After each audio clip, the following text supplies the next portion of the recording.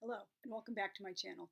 Today's vlog will also be fairly short because it's still NaNoWriMo and I'm unfortunately about 10,000 words in the hole, but I am starting to pull up significantly since I'm jumping ahead in the story and writing it out of order. I had originally planned to do a vlog based on my blog post called A Medieval Style Rap Battle and a Stone Woman, which was about Dante's poetic insulting correspondence with his buddy Forese Donati, and one of the last of his Rime Petrose rhymes about the stone woman. But instead, I decided to give you guys a sneak preview of a post which I wrote last night, and which should be going live on Monday, November 22nd. It's called How Not to Translate Dante, Part 2. Since Black Friday and Cyber Monday are coming up, I'm looking forward to adding some more Divine Comedy translations to my collection. The ones I want most are by Alan Mandelbaum, John Ciardi, and Thomas Bergen, the latter most unfortunately appearing to be out of print, but I would really like to read it because Professor Bergen was a very renowned and respectable translator of classic Italian literature and an expert in that field as well. There are also a few others I'm interested in, like Robin Kirkpatrick, Robert and Jean Hollander, and, until recently, Clive James. I pulled up the Amazon preview of the James translation for a recent vlog which included a compare and contrast of 13 versions of the famous opening 12 lines, and didn't think it was that bad.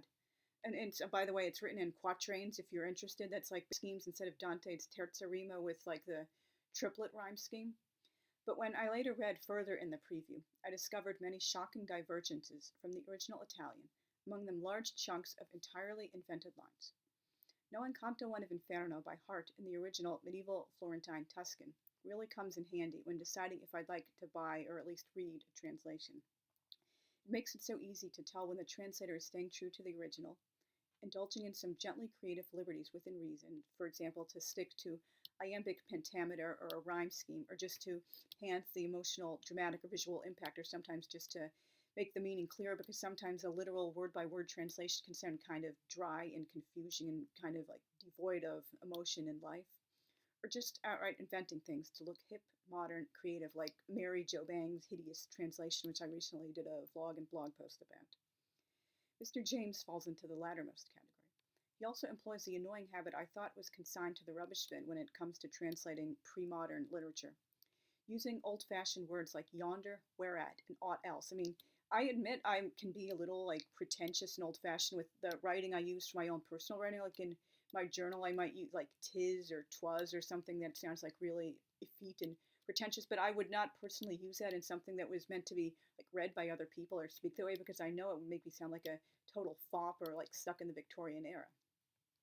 Dante wrote in the vernacular, the language of the common people, not a flowery, pretentious, archaic, musty style. At least Mr. James didn't use Elizabethan English like Longfellow and Lawrence Binyon, or poetic contractions like the Carey translation, which I believe is the first complete English translation, although not the first complete US translation. That was Longfellow, but there are a lot of older translations and you can't read all of them. Ironically, he also peppers the text with contemporary phrases and slang like enough said and chilled with the shakes. And Mr. James was Australian, so a lot of the slang and words he uses will probably be Australian, not necessarily like immediately understood by people from the other parts of the English-speaking world. Mr. James uses no footnotes, which are kind of really important in any translation worth its salt.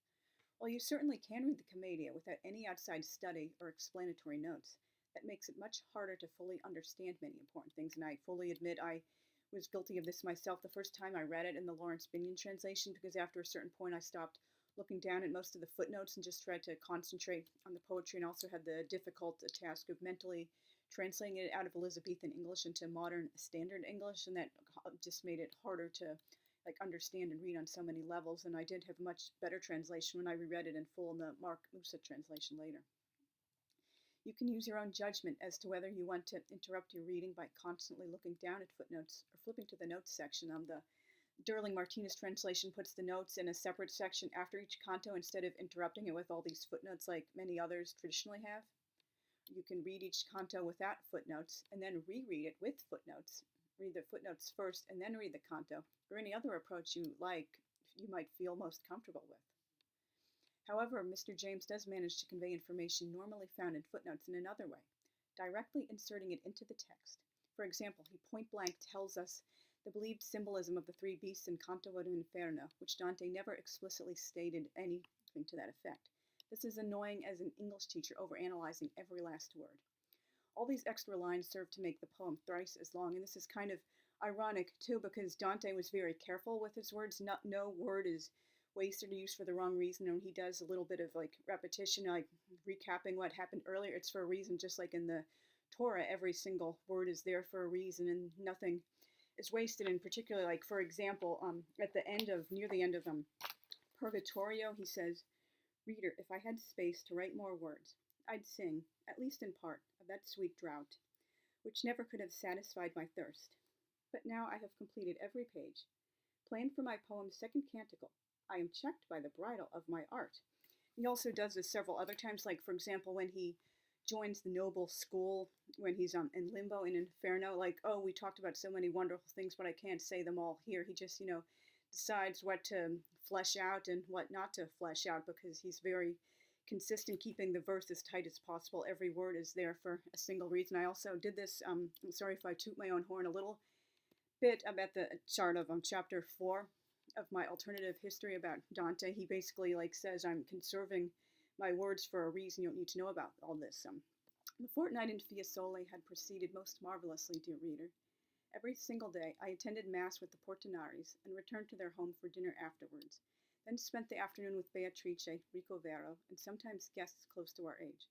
Some days we walked all around the town, exploring its ancient ruins and beautiful churches, while other days we stayed at their villa, amusing ourselves in the garden or the various rooms. But since I'm sure you'd quickly bored of my account of an entire fortnight of these activities, because ink and paper aren't cheap, let us move ahead to what happened at the end of this period.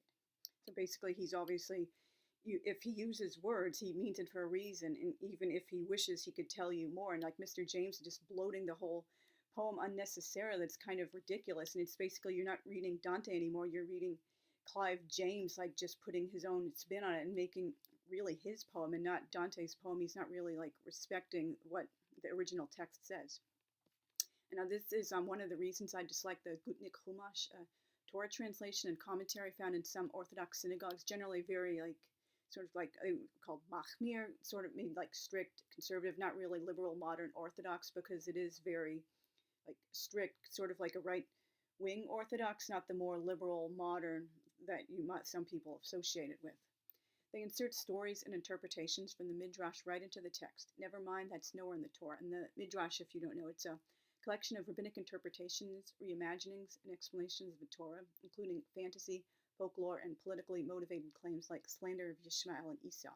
Sorry, nothing will ever make me believe, for example, Rebecca married Isaac when she was 3 and he was 40, nor that Esau was practically Hitler. I mean, that's just the same kind of approach I'm seeing in this Clive James translation. This translation feels in some ways like a divine comedy for reluctant readers, since a lot of sentences are so short and staccato. Take, for example, Virgil's first lines. No, not a man. Not now. I was once, though, a Lombard. Parents born in Mantua. Both born there. That was how his words emerged, as if with slow care torn, like pages of a book soaked shut by time, from his clogged throat. Caesar was getting on when I was young. That's Julius. A crime, his death. Then, after he was gone, I lived in Rome. The good Augustus reigned. The gods were cheats and liars. As for me, I was a poet. He grew less constrained in speech, as if trade talk brought fluency. I sang about Anchises' son, the just Aeneas, proud, peerless. When proud Troy was burnt to ashes, ashes turned to dust, which he shook off his feet, that marvelous boy. He did what any decent hero must, set sail. A speech that occupies 9 lines in the Italian is bloated to 18, twice the original length. And it's kind of ridiculous. Like, for example, Lawrence Binion, whose translation I did know by heart of those lines, and that was why it was like the fastest by far section I memorized when I was learning Canto I of Inferno. He renders it, not man, man once I was. My parents both were of the Lombard name, of Mantua by their country and by their race. Sub Julio I was born, the late I came. In Rome the good Augustus shone on me, the time of the false gods of lying fame. Poet was I, and sang of that just son, of old Anchises, who came out from Troy, after the burning of proud Ilion. And so that's 9 lines as well, and it's also 9 lines in the original Italian. So why are you like making the text so much longer than it needs to be, unless you're trying to like show off and take it in a completely different direction because you think there are already too many other translations out there, and so you have to like make yours stand out by putting like this silly little modern spin on it to show off how like creatively and uniquely you use language. Mr. James was a poet, literary critic, novelist, TV personality, and songwriter, not a scholar of Dante studies, medieval history, or Italian literature. I most trust translations by people who've been passionately immersed in a subject for years. Same reason I go to professional body piercers instead of tattoo artists offering piercings on the side or sketchy characters working out of a van by the river, and why when I see like Russian historical fiction, particularly in recent years, I can like immediately tell if this person is a genuine Russophile with like passionate, real interest in subject, or just doing it because like he usually, I'm sorry to stereotype my own sex, but it's usually she is interested in like Nicholas II's immediate family and the Romanovs, not real Russian history. She just has this like romantic view, and it was probably inspired by that crappy cartoon movie Anastasia from the 1990s, and doesn't have any other interest in anything else about like deep Russian history outside of the imperial family, or just like other books. You can tell this writer is like, oh, I might try this genre or like time period or setting for fun, but I'm not really interested in it. Or it might be cool. And there was this like horrible, not really alternative history, but kind of like a mix between history and alternative history. I was Anastasia. I can do a vlog about that too. I did a blog post about it too. And the author and her author's note point blank admitted she wished 1,000 times she'd been writing about the history of barbed wire instead of this book. She doesn't like royals at all, and she finds Russian names damnably confusing. Shows she like made up nicknames for real characters and combined other characters because God forbid you use like these people's real names, even if like several people had the same name. That's just like pretty freaking ridiculous. So if you've listened to the end, thank you very much. I know this is shorter than usual, but I really do have to like start pulling up more in my NaNoWriMo. I planned for my next vlog. I'm not sure if I'll do one later this week again, but I definitely will be doing one on the 29th of November, Monday. That sadly is George Harrison's 20th death anniversary. I'll be talking about my memories of the day, although actually the world found out he had died on November 30th, although his yard-site death anniversary is the 29th, and I'll be speaking about everything George means to me. He's kind of like Dante. It's hard to put into words like everything he has meant to me. He's sort of like one of my spiritual mentors, and I'll be talking about how I came to realize he had become my favorite Beatle. He wasn't my original favorite Beatle, but he is now, and I can't see myself ever changing it. So like, wherever you are, George, rest in peace. And I'll see you guys very soon. Thanks. Bye.